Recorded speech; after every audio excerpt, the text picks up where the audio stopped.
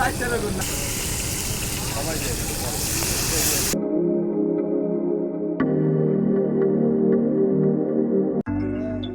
আলাইকুম, সবাই কেমন আছেন? আশা করছি সবাই ভালো আছেন। আজকে হঠাৎ করে সবাই প্ল্যান করলাম যে ইলিশ খাবো। তো ভাবলাম যে আসলে ইলিশটা কোথায় খাওয়া যায়? সবাই প্ল্যানিং করি। দেন তারপর হচ্ছে যেই জায়গাটির কথা, মানে ইলিশের কথা ভাবলে যে জায়গাটির কথা সবার আগে চলে আসে, সেই জায়গাটি হলো মাওয়া। আ তারপর সবার পরিকল্পনাভাবেই মাওয়ার কথাটি সিদ্ধান্ত হয়। দেন আমরা রাত্রে 11টা, ঠিক 11টা বাজে আমরা রওনা হই।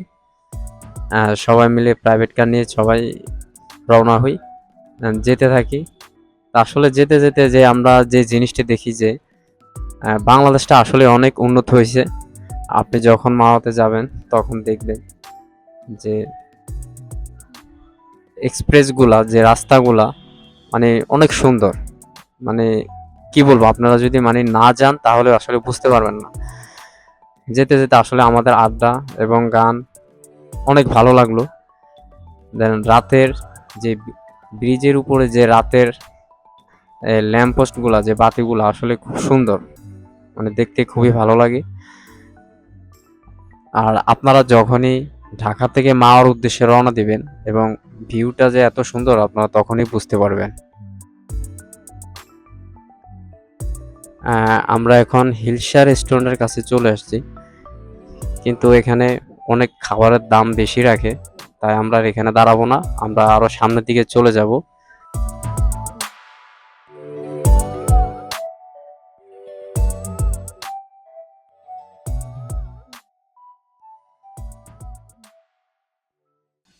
ফাইনালি আমরা চলে আসলাম মাওয়াতে।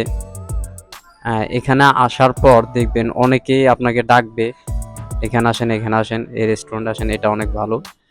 কিন্তু আপনি আপনার মতো করে চয়েস করে রেস্টুরেন্টে ঢুকবেন, কারণ এখানে সিন্ডিকেট অনেক, আপনার কাছে অনেক দাম রাখার সম্ভাবনাই বেশি।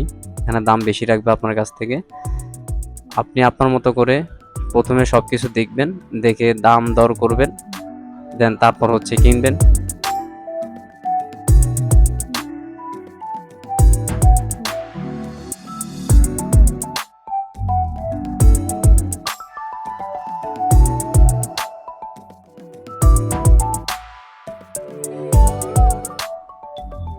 আমরা আছি এখন নদীর পাড়, একবারে মাওয়া নদীর পাড়। তো এখানে যে লোকাল দোকানগুলো আছে, এখান থেকে আপনি খুব কম দামেই মাছ ক্রয় করতে পারবেন এখানে। তবে এখানে আপনার কাছ থেকে অনেক দাম চাইবে, কিন্তু আপনি ওনাদের সব কিছু কথা বলে কমায় নিতে পারবেন। পাঙ্গাস মাছও আছে ওনাদের কাছে, চিংড়ি এবং সাগরের কাঁকড়াও পাবেন। তো আমরা চুজ করছি হচ্ছে ইলিশ মাছ, যেহেতু ইলিশ মাছ খাওয়ার জন্য আসলাম, তো ইলিশ মাছে আজকে খাবো, তাই আর অন্য কিছু নেই নে, কাঁকড়াও নেই নি, চিংড়িও নেই নে। তো এই ভাইটা এই যে ইলিশ মাছ কাটতেছে খুব সুন্দর করে। সোহাগ ভাই আছেন, সাদ্দাম ভাই আছেন, তারা পর্যবেক্ষণ করতেছেন মাছগুলোকে আসলে কিভাবে কাটা হচ্ছে, ঠিকঠাক মতো কাটা হচ্ছে কিনা। তো আমরা সবাই দেখতেছি। কাটা শেষে যে ভাই এগুলা ভাজবে, উনি হলুদ মরিচ দিয়ে মাছগুলো রেডি করতেছে ভাজার জন্য। আরেকটা কথা তো আপনাদের বলাই হয় নাই, সেটা হচ্ছে যে এখানে তেলটা কিন্তু নিজেদের কিনতে হয়। তো ওনারা সবসময় চাইবে যে দামি তেলটা কেনার জন্য, কিন্তু আপনারা দেখবেন যে একটা মাছ নেন বা দুইটা মাছ নেন, কতটুক তেল প্রয়োজন সেই অনুযায়ী তেল কিনবেন, কিন্তু তেলটা ওনাদের কাছ থেকে কিনতে হয়। কিন্তু ওনারা সবসময় বলবে যে বড় তেল কেনার জন্য, কিন্তু আপনারা চাইবেন যে ছোট তেলের ভিতরে যেন আপনাদের মাছটা ভাজা হয়।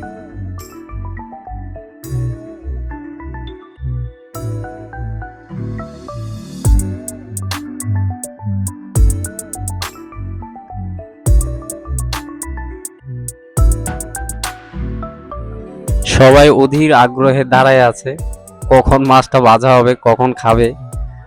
সবাই চাইতেছে যে মানে এখান থেকে নিয়ে খাবে, আসলে সেটা সম্ভব হচ্ছে না, কাঁচা তো আর খাওয়া যাবে না।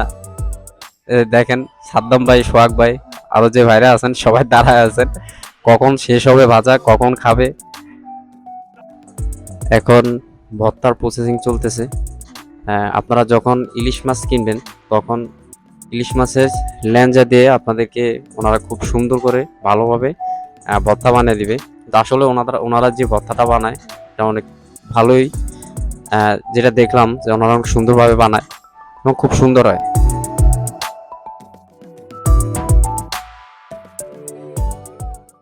ফাইনালি ভর্তা বানানো শেষ, এখন টেবিলে পরিবেশন করা হবে।